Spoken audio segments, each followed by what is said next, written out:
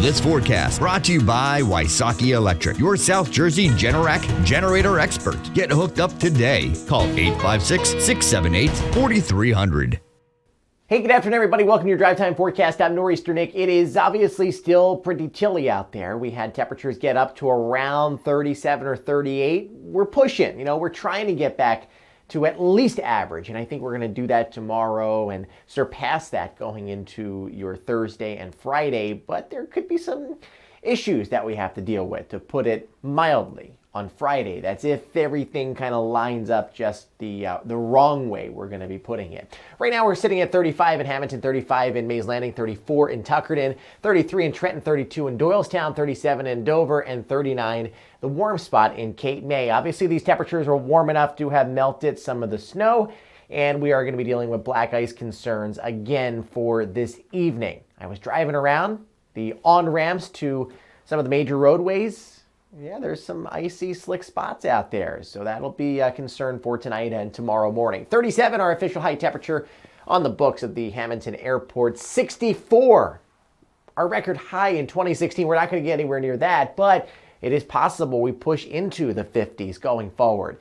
Cloudier skies right now than where we were earlier on in the day as the clouds work in off of the ocean. We'll wake up the temperatures in the lower to middle 20s tomorrow, so not as cold tonight. And I think we're mainly dry. We're mainly dry through Thursday. But Friday is where the issues start coming in. For tonight, about 24, okay? And we probably stay around that number. Mostly cloudy skies.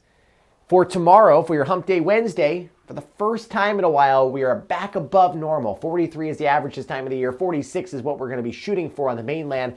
44 at the beaches with a light northeast wind at just a couple miles an hour. And then look at this, Thursday, 52.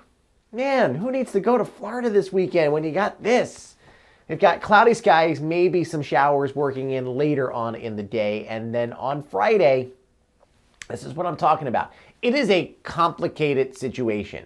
There are three things that need to happen, all right? And it really is going to come down to where high pressure sets up and how strong that area of high pressure is.